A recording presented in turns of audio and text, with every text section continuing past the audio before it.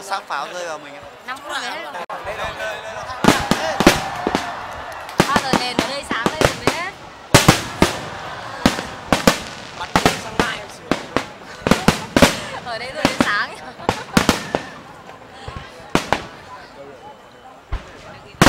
Quả to đây đúng không?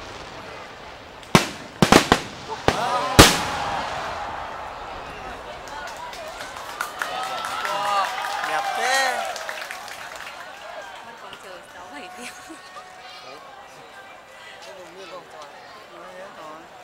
Đèn sân chưa sáng thì chưa hết.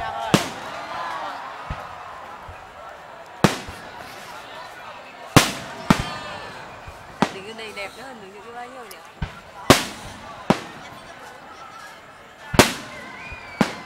Cô có phá xa rồi.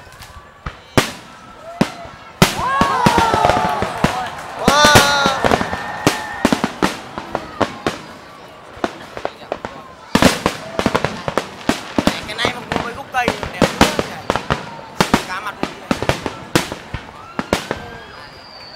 Nổ tiếng.